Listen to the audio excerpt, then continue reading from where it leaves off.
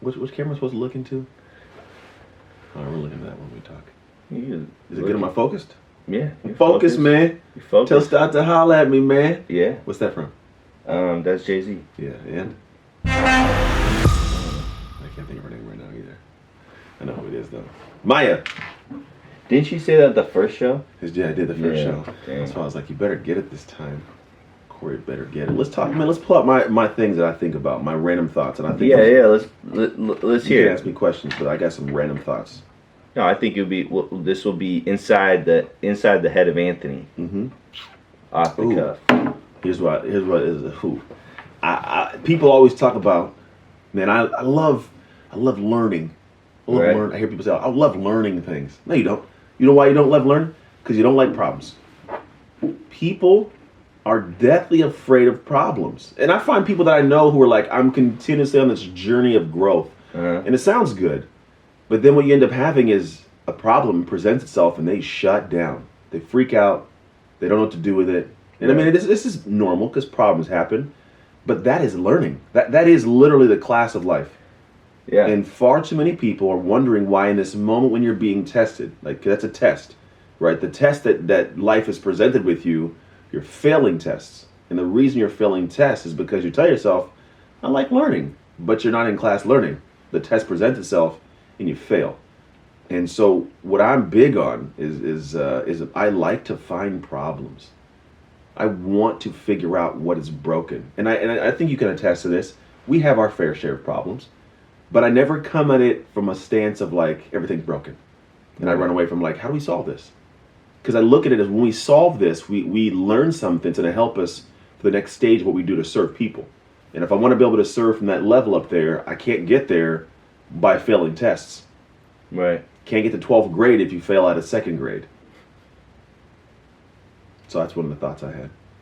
Too many people need to start seeking problems. Seek problems. You really a learner? You're really a learner? Seek out problems. Find ways to put yourself in positions to struggle on purpose. Like, on purpose. Yeah, it's going to suck. That's the whole thing. Like, but you get better at it. But if you do it on purpose, it can never happen to you at a high level on accident. Right. I saw this thing on Instagram that said, you don't work hard. You like the idea of working hard. You posted that. Yeah. I like that one. I almost gave a little thumbs up. I did. I was walking through it quickly. It's okay. It's okay, but I thought about it because I mean, it's it slaps me in my face with certain things as well. So I think that it'd be kind of, I don't know, pretentious of me to think that I work hard on everything all the time, 100%. It's hard. But yeah, it's hard. But I think there's certain things where it's like, yeah, I work hard in this thing, and the other things is like, I like the idea of that. Mm-hmm. And then there's other things where it's just like, no, I give average effort. Yeah, there's no carryover. You know what's funny is I told my wife yesterday, like I did not like yesterday, and I enjoyed the day. It was a good day, but I hated the work I had to do. I had a client that I was talking to who's growing his business, is going well, and I had a conversation with him in the beginning of our coaching call, and we ended up cutting it short because you could tell he was getting frustrated. He made an excuse to get off. I talked to him later that day because I'm like, hey, it felt funny. I was presenting him with the fact that he wanted to have a new staff learn some new tactic I think they were doing for social. And so what ended up happening was in the conversation, I was like, you have to train this person. You have to teach them to do da. And it kind of got weird, and I was like, that's what has to happen if you want to scale. You can't do all the jobs and really serve the people in the area that really needs your heart. So I had that conversation later on. Now, this is around like 5 hours later, and I had just got done creating a brand new process for how my entire team will be trained on developing what's called an identity shift personalized playbook. Because I want to be able to give people, like, here's your playbook to follow to make a shift for you personally. Right now, if you have my team make it or use this program, you can join a coaching program. We'll have this be implemented with you. But if not, this playbook, if you go take it and run with it, you'll change your life. Like, I don't think anybody's done that before. A unique little process that's like, here's your personal plan. So in creating that, I have to painstakingly go through every single like moment by moment interaction that takes place with a customer or potential client from the moment they click enter and give me their name and email, like here's my name and email, every single like the text message they get, when they get it, what the thing says, what video, what's all that to the point of the conversation, what questions my team asks from those questions, how do I create the playbook, how do I share the playbook, how to transition from then sharing here's the playbook, here's programs to help with like all this. There was like 3 straight hours of just in front of a computer, stressed out, doing the exact same thing I told him he's gonna have to figure out. So he called me later on. I said, hey, how's everything going? I texted him. He's like, yeah, it's going good. I had some stuff. But I said, would you like me to get on and show you? Just finish my thing. What I mean when I say we got to work on training this thing painstakingly. He says, yeah. So I get on Zoom call. I show him my thing. I said, this was the last 3 hours. I was like, just so you know, I hated almost every minute of this. But I did it because I knew it's going to solve so many problems for the people I care to serve. I didn't like doing it. It's not my energy likes to go.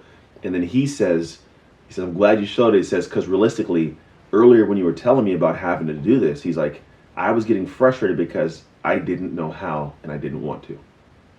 Like that was the thing. He's like, I didn't know how to do this. I didn't want to do it. So I got frustrated and I didn't know how to just navigate the conversation with you. So I just kind of got off. I was like, well, I'm glad I found that out because it makes sense. But this is the majority of people is like, they say they want to do something. They like the hard work idea. I like the idea of hard work. It sounds good, but when you do it, it sucks. And it can be like, seriously, it can be like hearing, with the fingers on a chalkboard for hours. But if you aren't the kind of person that can lean into that, you're never going to be the kind of person that has that thing that you want the most. You'll think about it.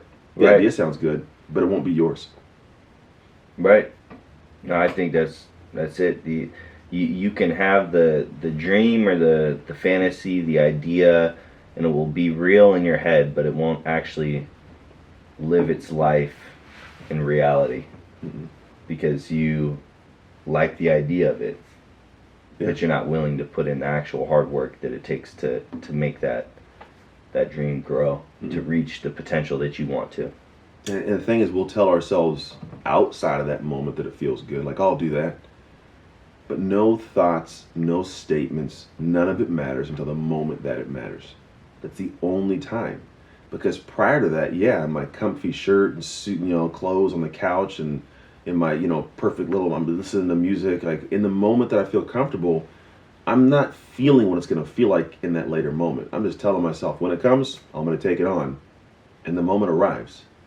And then if you don't lean into it, you find an excuse to procrastinate or to, redirect your energy or to get distracted by something else.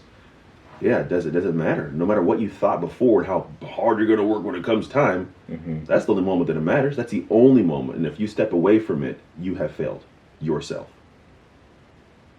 Yeah, 100%. And I find it interesting. On when we think about like just social media and Instagram specifically, as we've been posting different pieces of content. The pieces of content that do the best are the ones that are like, you need to stop. Like you're getting into it. Yell at people. In my head, I'm thinking about that too right now. I'm like, this is going to be Instagram. Are people on Instagram going to watch this? Because it's just me chilling, talking, having like a hangout convo, or should I yell at them? You want me to yell at you? But what's weird about it is that like they'll like it, they'll share it. Yeah. I needed this.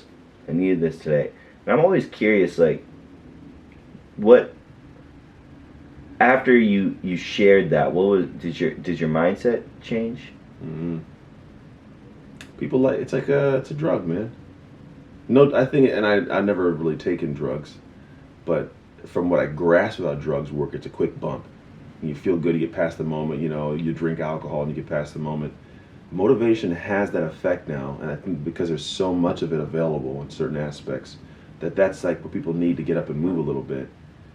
But the problem is, opposed to like if you think about what do drugs do, they come into your body, they give you a chemical change, release some dopamine, you feel amazing for a moment, and like you need that drug again to get the same drive, right? You need the same. That's you have to have a drug to get there. Like steroids do, they come into the body and create this change of hormones so you can be stronger.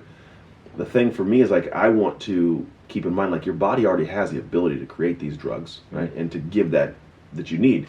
You just have to do harder work to get it to make it natural. The same thing happens in motivation. I think in motivation we're seeking these quick bumps and me yelling at you and getting in your butt, we'll call it. And believe me, part of me like in the moment we record those like I pull that out because I know you need it. and it'll give you whatever you need. But at the same time, there's other things that you need. Nobody usually is talking about it, but you need to be able to find a place where you can create that, just like your body can create that. Like, you must find the thing that when you lean into it and you do it, it can give you motivation, whether it's you by yourself with nothing on in your house. You have this dopamine dump of like, I'm making something cool, I'm doing something great, without having to go and watch a video. Now, there's a stage for different people. Some people are at the stage where you need that. Totally get it. My thoughts aren't there, my hope's not there, my joy's not there. I need that, and I'll give it to you. But then there's people who are past that and are trying to find the same bump from the old drug, and after a while, you get used to it. It doesn't have the same effect. You're like, how do I get that? How do I feel like I'm stuck? I don't know what I'm doing. You have to understand that you're going to have to create that. And the way that you create it is by creating. By doing something, leaning into something, so much so that you can palpably taste the place you're going, and you aren't going to let the past work be for nothing. So it motivates you to find joy in this arduous drive to create, because you actually have set an end place of like, I want to go there. Think about if you have like a Ferrari you want to buy, like this, the new camera you want to buy, or man, I got these new shoes I want to get, the Jordans coming out. You can picture yourself wearing them and using the camera. Like, it settles into where my unconscious thoughts and actions they steer me to do things to get this thing I want. And until we have the life perspective of what, like the same, like I need to have an attachment to something in my life I want, like I would for a camera. Or the thing that you desire most. When you can tangibly, like, feel, taste, smell yourself there, the same thing happens. You'll direct yourself slowly there. But that's what you need to have anchored in the moments when you don't feel like doing it. Because that motivation from a quick video, it becomes less effective on you. You've got to be able to create it for yourself. No, that makes perfect sense. When you said the unconscious actions, I remember when I played football back in the day, and diet wise, you pay attention to your diet, but one of the things I would not drink soda. Like, I think I went like 2 years without having soda. Yeah. Like, and it wasn't even hard, because like, people, you want a soda? No, it's okay. Why don't you drink soda? It's because it's not good for me, and I want to play football at the best possible like place I can. Yeah. And I know if I drink soda, I might be a little bit behind. It might not be crazy, but it's just a little bit. Yeah. And so like, I wouldn't even. It was just, no, I'm good. No soda. No soda. No soda. No soda. After a while, it becomes you're the guy that doesn't drink soda too. Yeah. And then you're gonna do the same thing to still stay that guy. Yeah. I drink soda now all the time. But, do you? Yeah. No, I don't play football, but but I think the thing, the unconscious actions. I'm trying to think of like the unconscious actions of. I was a football player, and so I didn't drink soda. Minimal, but like, I'm a business person, so I don't, or I do XYZ.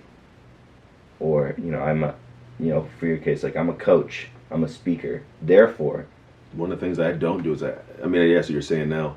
So there are some things that you have to lean into, but the idea is to make them part of who you are, not to have to think about them every time it pops up. Right. Because it won't always happen that way.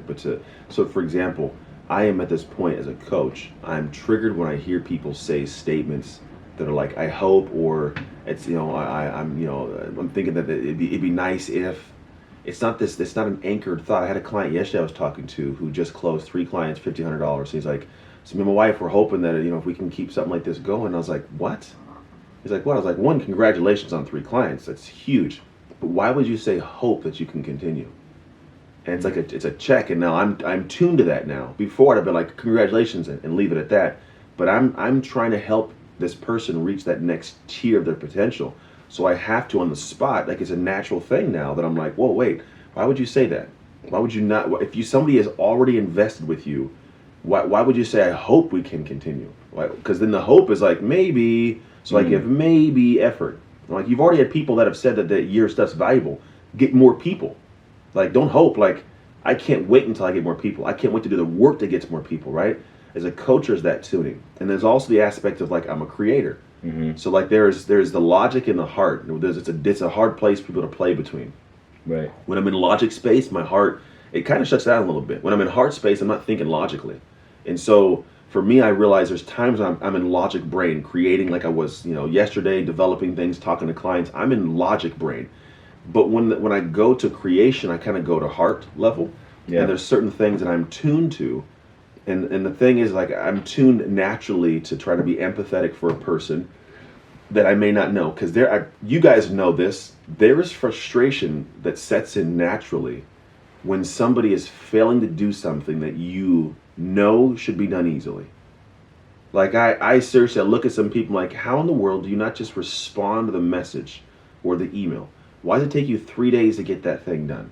Hmm. Why is it that you asked me a question, I didn't get back to you, and you've been waiting for me to make movement? Why? Like, it frustrates me, right? Mm-hmm. And so what happens is that people do things, you're like, why would they do that? Why would they not do that? And you literally get to a frustration. And so I now am tuned to when I feel that feeling of frustration, I go right to empathy. What is the thing that they need to not have that be part of their life anymore? What can I give them? What can I help them with? What can I say to them? As opposed to coming, because I can come from frustration and be like, hey, stupid, do this. What are you thinking? You lazy bum. Like, Mm-hmm. that's the natural energy I have from the frustration. But then I'm tuned now to say, like, that's not what that person needs to be better. They need to take the action. As opposed to berating them to take the action, what if I can inspire them and elevate and empathize to get them to take the action? And so for what I do now, like as a coach, I'm tuned, because when you can do these things, here's what takes place from all I'm talking about. Well, now I can get to the point of having client be happy and talk positively, reach the result. They tell somebody else, I get a testimonial, the business grows and grows and grows. Right. Right? Simple aspects there. My coaching client, same thing. Like, if I am tuned to help them see the verbiage and language that must be changed in the moment, I can get them a better result. I can now see how to serve people like them better. So everything changes because I'm tuned to do something differently now. And it's those minute little things that nobody will see. No one's going to notice. Right. Like, unless I tell you, you're never going to notice it's happening. But those move the needle.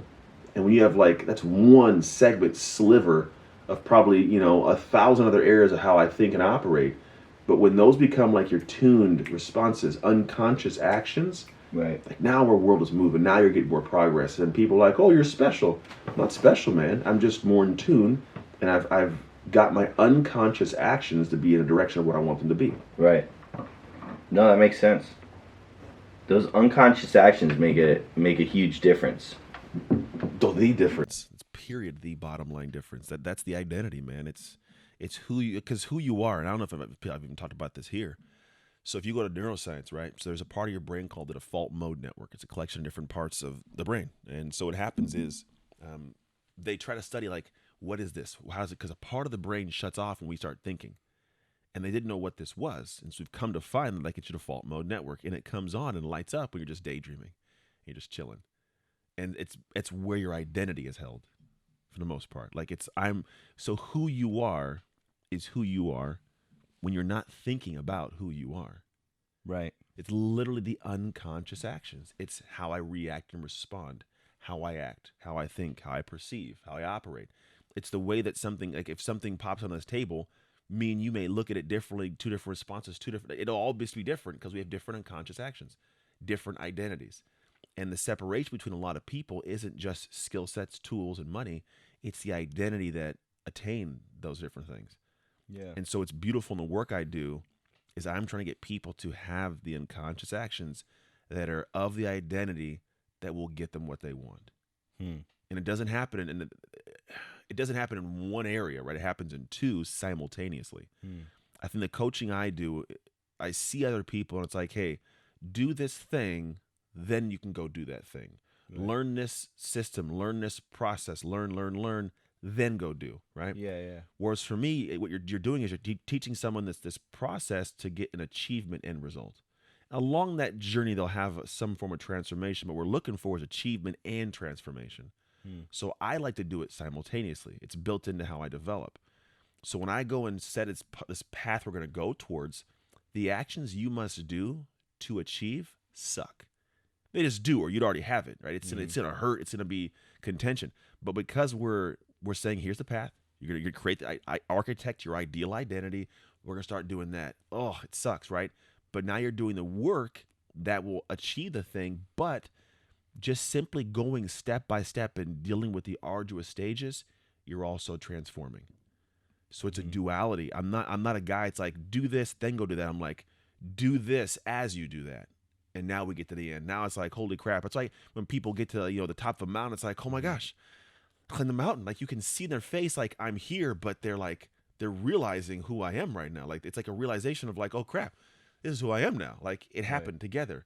And we do that unconsciously, unfortunately, without direction. So it sometimes takes longer to get to a destination or they never get there. But if you do it like I do it and structurally plan that, you can direct and craft whatever you want to be the identity that you desire to be for where you want to go. And that's the thing is the unconscious actions are always the goal, because the hard part is a lot of people, like the goal is effortless effort. We all have it. Right. Like there's something you do that's hella effortless. It just is. And I would look at it and be like, Corey, that drives me insane. You're editing probably for these things. I'd be like, oh my gosh. But you've just done it so much, it's just effortless. You could probably teach, right? Yeah. So what ends up happening is when people start looking at the levels that their next level of life needs of them, their next tier of potential, there's got to be the effort that they look at that right now is overwhelming needs to become effortless effort. When it does, they win. It's interesting just thinking about effortless effort, and going back to the idea of finding problems. And I think something just kind of clicked for me is when you get to a stage where something becomes effortless, when a problem does arise, figuring that problem isn't the end of the world like it would have been if the process of that effort was like actually effort to get there, if you follow me. So then when those problems come up, you can lean on your effortless work in order to solve that. Yeah. Because you have built up you have learned, That's right. you have adapted, you have changed your identity to be like, no, I can solve that because I know how to edit, for me. Oh, the audio is messed up. Oh, the footage I thought was out of focus. Oh, whatever it might be, I can go, I know how to fix it. Some things are just botched, but it's like, oh, I could fix that to make it, I could take care of it. Yeah. And you get a tool. It makes it easier. So and some people, they don't. And then now they're scared of those situations because they didn't fix this. And the feedback from their life is telling them, you can't fix this. So don't go do anything again because you might break something else. And you might not be able to fix that. And you'll feel the same way, but worse. So just simply solving problems is a big, big key to being able to have hope and aspiration to go into the next level. But if you don't seek the problems out, you're going to fail. Right. You need to solve the problems, but if you're scared of them, you'll never be able to do it. What do you think the hindrance is? Like just thinking about like coaching. Overall? No, just like the hindrance of someone watching something like this. Yeah. The hindrance of seeing a social media post. It's not them.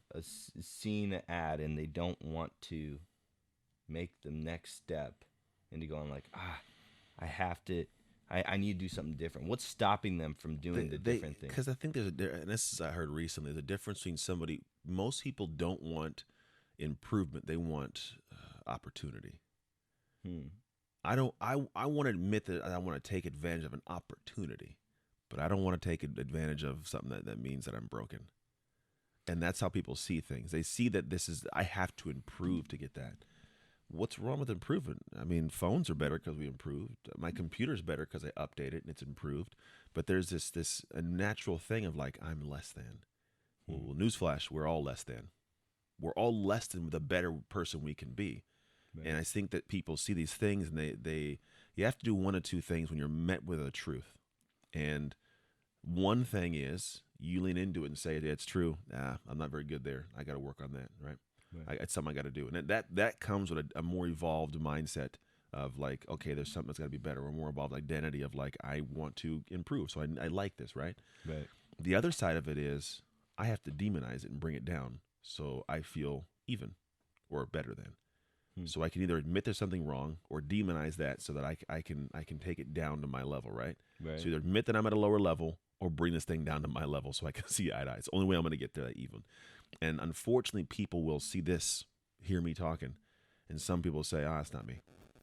I kind of get it, but yeah, I don't think. And we're actively trying to find ways to say that that's not me because I want to bring it down. I'm not like that. I don't do that. I'm better than that. That guy's stupid. Like I saw something recently with this whole Kobe Bryant passing away. Yeah. And you got some people that are like, oh, he's just a sports guy, just an athlete. My uncle passed away, and I wouldn't cry for somebody I don't know, and all these things. And I'm like, man, it sucks because what they're not realizing is they're being met with society telling them that's a great human. They lived a great life, and they have to check back in, and they're going, oh man, I didn't do any of the things that person did. Two choices: admit that I didn't do anything like that guy did, and try to be better, raise my game, accept that I got to be better, or take the person down. And so in society, when we're listening to this kind of situations, unfortunately, like when I catch people doing it, I'm like, damn, raise your game. Like admit there's something wrong. I had to do it. I came out, thought I'm an NFL guy, former guy. I got my degree. I'm gonna open this gym. I'm gonna kill it. Within 9 months, I was almost bankrupt. One of the most important things I did was realize, like, dude, I gotta get help. I need to understand that I'm not as great as my head thinks I am, and there's nothing wrong with that. Right. Yeah, I think that's big because you can look at something. I don't know if we caught it beforehand before we started the show, but you mentioned that I can't imagine that I'm going to be at the same impact level as Kobe Bryant, but I can have my level of impact. Yeah, and I think understanding that individually, like you look at Kobe, like I need to raise my game. It doesn't mean you have to go out and go to the NBA and win championships and become a billionaire or whatever it might be. It's not an all or none game. It's not. There's multiple tiers and levels. I think that's the problem is people look at everything like it's all or none. Either I'm at that or I'm nothing. Right. And there's such a vast in between. Even if it's for like my mom. Perfect example. My mom is a woman that no one knows her name. You might not even know my mom's name. Right? And it's okay if you don't. Nobody does, right? But she had a profound impact on me. Like my foster mom created me. Like I could have been statistically a way different human. Like I could be in here trying to rob these microphones instead of talking into them. You know what I mean? Right. And that's a person that had her own version of impact. Did she reach her full potential? By no means. The disease took her ability to, and she wasn't also that hard driven working person. She just wasn't. And I can admit that. I love my mom enough to say that. But she created somebody that was able to do something different, right? And so that's the gray area. There's this high level of like Nelson Mandela, Mother Teresa, your Kobe Bryant's ever placed within this scale, right? That make massive change or are beloved by people. But just because you're not at the top of the scale doesn't mean you're not on the scale. Right. Pull another random thought out. How we living? Yeah, let's pull another random thought out. Let's see, we got. There's one facts I just made up. Corey reading about the pool during filming. That was. What was that about? Were you talking about the pool? What pool? I don't know, because when you, I was looking through the notes and I saw that and I was like Anthony, just Writes things. Was he upset about something I was doing during filming? And then he just wrote it in there. Corey's over here reading about the pool. No, it was, so you guys may not know this, but I have this working doc. Every night I fill something in called the waffle. It helps me create for you. So I'm always looking at the world I live in constantly, and every night I have this wants, aspirations, fears, frustrations, loves, and expectations and random thoughts area where I just think back on my day and I write a note down that I perceived or thought about, and then we share the note. And so Corey can go in and take a look at hey, what's a cool piece of content to create based on Anthony's random thoughts each night. Mm-hmm. And so one of them it read, and I still don't get it, and this is a rarity, it happens, but it says, facts I just made up. Corey reading about the pool during filming. What you can sell it. I don't even know what it means. Hey. Right now I have no clue what in the world. Anyway, so that was one. Let's go to frustrations. This is one that I like. Okay. Oh, this is one people may not like. But we talked about it. We've talked a little bit about it. I think there's a problem in our society nowadays because everybody has a voice, that everybody thinks that because they had a hard story, they're supposed to be a speaker or supposed to share the story, right, in hopes it'll motivate somebody. But the problem is you can actually do more damage to people by telling your hard story if you haven't got to a certain point yet. And so I'll tell people this all the time, and it's kind of the thing I've been heavy on, is I don't want to hear from you until you've crossed your finish line.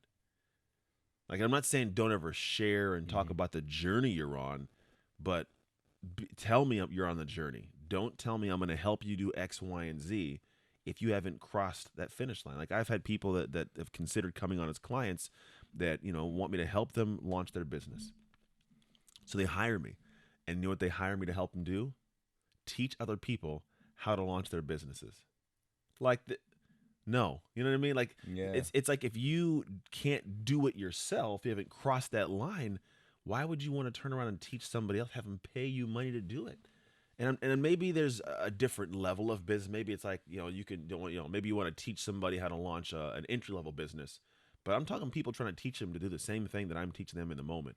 And I'm not even thinking about this from a standpoint of like, don't steal my stuff. Like, feel free, take my stuff. Good luck. It's like, give somebody something without the manual. Good luck figuring out that brand new car, with no manual. So the thing for me, however, is if you have a tough story, there's a couple things you got to do with this story. One, cross your finish line. If you're in the middle of a wrong turn right now, you would tell someone to make the same wrong turn. But if you've crossed the finish line, you turn around and you look back at them making that turn you made, you can say, hey, don't go there. I did that. You got to go there. Now you can actually help somebody navigate the path, because you can look back and say, yeah, I wouldn't have stopped there. I would have crossed this bridge. I would have made a left here. I would have made this call. I wouldn't have wasted money here. Right. You can turn back and guide, but you can't do it if you're still walking the path. It's too difficult, because you won't know whether it was a wrong path until you've crossed the finish line. So if you're in the middle of a tough situation right now, finish it. Cross your finish line before you start coaching and talking. Like before I talked about my marriage or parenting or business, I figured them out. I got my marriage back together, and it runs amazing, in my opinion. I'm a great parent. I believe in how I teach and talk to my kids. Not perfect, nobody is, but like, I'll give you some insight there. My businesses, I have a structure of what I do and how it runs and revenue I create, so I can go and teach you how to do it. But I wasn't doing any of that before I'd figured it out. It wouldn't have been helpful to anybody. And so that's the first piece of it. And then the other part is, and I look at some of the coolest stories, say, in Hollywood, like Keanu Reeves, right? People love Keanu. Like, and I think in our space, everybody thinks your story in and of itself is what gives people the reason to listen to you. And it doesn't. The story is, yes, it's entertaining. But if you think like a Keanu Reeves, we don't love Keanu because of his story. We love him because of what he did, outside of the story of like parents passing away and siblings and sisters and being solo, what he does to give back. None of that would have mattered, sadly, unless he was Keanu Reeves, like the movie star, Right. The same thing. If you look at anybody, The Rock has his crazy success from a crazy story. Kevin Hart, right? Yep. If he wasn't funny and like a hilarious comedian or a comedic rock star, I don't care about your past. That's the sad part of it. Right. And so many people are looking at people in our industry and they're seeing everybody talk about their story, but not realizing that I don't kind of care about the story. I know when people hear me speak on stage, it's entertaining to hear my story, but they are there for them. And they need to know like that I accomplished something that makes it worth their time to listen to me. So if I didn't fix my marriage, wasn't a good dad, didn't have a business running, wasn't a skilled individual in terms of how I coach and guide and frameworks I've created, clients I had, if none of that, the Ninja Warrior stuff, if that wasn't part of the other end of the story, nobody cares. So what I'm telling you is, you had a hard story, and I give you all the love and grace for that. It's great you got out of it. But me and everybody else who you'll talk to needs you to accomplish some crazy feat. Go do something outside of your story. Go create, develop something, build something, and you'll find that everybody will look at you way differently. It'll be like, dang, I want to know how that person did that. How did they close that gap? Like, because that now your story holds weight. If not, it's just a story. Cool story, bro. And then from there, if you do want to be in this space, and in space I mean coaching, teaching, writing books, Right. you absolutely have got to become a teacher. You can't just be a speaker who just speaks and motivates. You got to teach. Now, there are some people who just speak and motivate, but they do teach. Like E.T.'s a guide. I don't think I met him, phenomenal human being, man. I don't think it's a bunch of curriculum and courses and teaching, but his story in and of itself, there's teaching in there, solid teaching. Yeah. Like that's what his goal. It's not on paper and documents and sheets like mine is, but it's solid teaching, and that's why people love him. He had a hard story, but he's teaching you through it. And so if you had a hard story, tell me what I'm supposed to learn from this moment in time. Frame it to where when I get that impactful, like, dang, that I know what you want me to learn from that. And then how can I apply that to my life to win? And again, if you haven't crossed the finish line, I don't know how you're going to give somebody that, but I need you to tell me your story and then be able to say, here's what I learned from it. Go do X, Y, and Z. You'll get this thing. And then if I do X, Y, and Z, I'll get that thing. Now I care about you. Now I'm happier. But too many people just like telling their story, and it's like, oh, sad. But like, that's not a business. I may not even hire you. I just saw your story, so why am I going to hire you to come speak? I know what I need to know about you now. But if you have a process or a program or an end result or you've accomplished something, now I want to know, how'd you accomplish that? What are the stories? What are the lessons? What should I take from it? What should my audience take from this? So I got to the point now of my speech. The majority of my speech, of my story, is hidden in 10 minutes that are very impactful with a heartbeat that we do at the events, right? Yeah. Because I was like, I got to find a way for 50 minutes, at least 40 of those have got to be solid teaching. They need to walk out of this room and be like, I got a book of notes. I'm going to go change my life. The 10-minute gives me credibility. It inspires. It connects me. But I don't need to have 50 minutes of my story. That's not going to benefit the audience. I got to get it tight, let you know who I am, feel me, and then here's what I learned from all of that. Go apply it to your life. Boom. I don't know where that question started, to be honest. Did I ask the question? No, I think I don't remember. I don't know either. But something that I thought of when you were talking, like you mentioned coach, and one of the things is, maybe it's the same, maybe it's not, maybe it's different. But how would you define the difference between like a coach and a consultant? What's the difference between those two things? Are they the same? Is one different? Yeah, they're different. I think, and this would be my perspective, and I don't know if I'm 100%. I've been a consultant in certain areas, right? And I've been a coach in certain areas. As a consultant, I was brought in from someone to unpack the information from my brain and to give them ideas on what I saw them doing, and then they would go do their thing. That was pretty much it. Like, Ant, give me what I need to know, and me or my team will go do it. And that was it. Like, I was pretty hands-off most of the time. Whereas a coach is hands-on. A coach is somebody that comes in and says, here's what we're going to do. Here's the plan. Here's the process.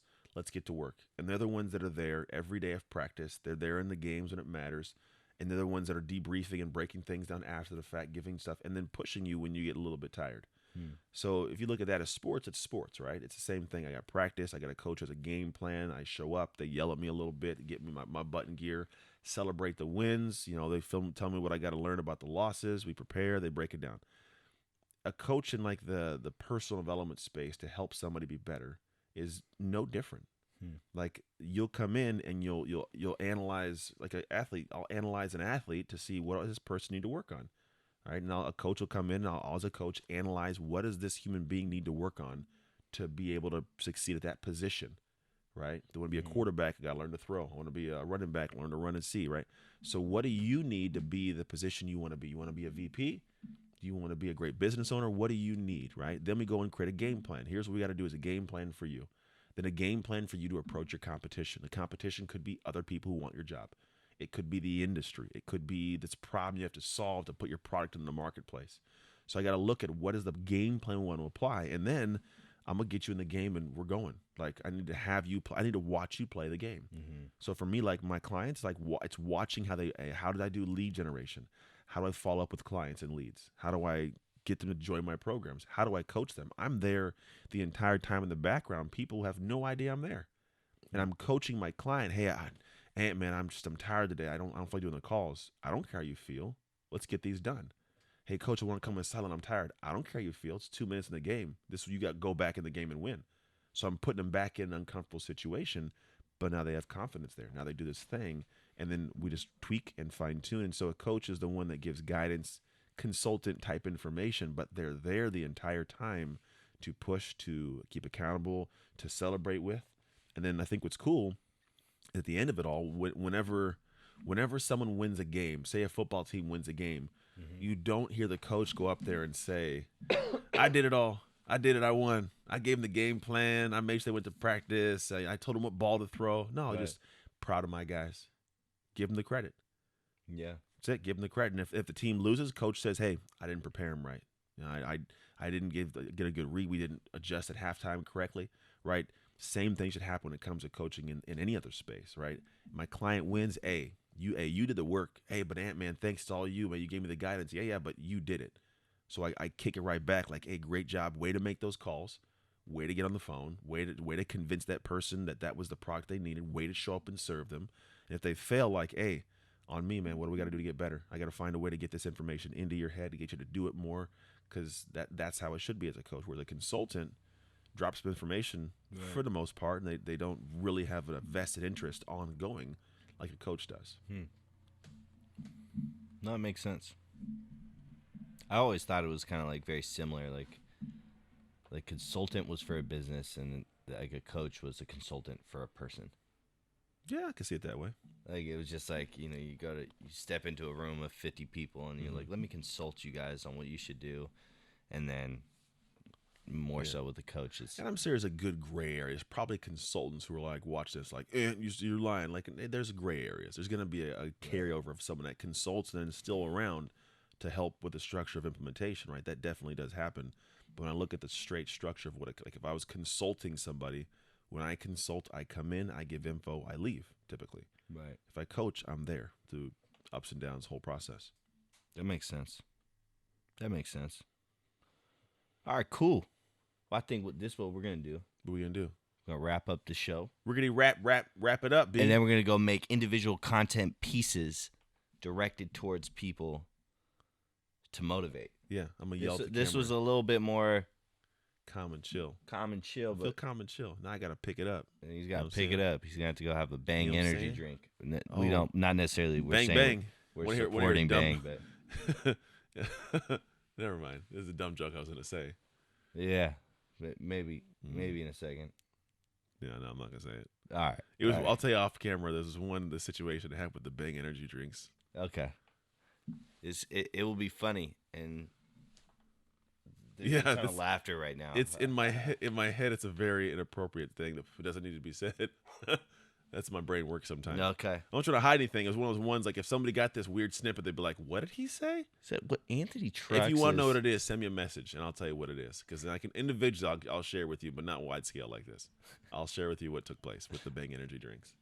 All right. Cool. All right. Well, anyways, Anthony, it's been great. Always. Yeah. Hey, you know what? Actually, do you have like one bit, like 30 to 60-second bit of information that you just want to leave the people with today? They put me on the spot, bro. Yeah, man. Yeah, man. Hey, it's off the cuff. Oh, off the cuff, man. I got this near my cuff, off the cuff, this My Intent bracelet that says "Own Your Shift." And own your shift is 3 specific words, 3 individual words that make one statement. When I say own your shift, you get what it is. But here's the truth about how it operates. If you want to make a shift in your life and make something incredible happen, you want to reach your full potential, you must own your shift. First, own that there is a problem, something that must be done. It's got to be fixed. Then your duty, your responsibility to fix it. Maybe not your fault, but your responsibility to fix it. Then shift. Do the work to shift. A lot of people find there's a problem, they notice their fault, and they don't do anything about it. If you want to actually change your life, you must be the person that does the work. So, when a make shift happen, it starts by owning your shift.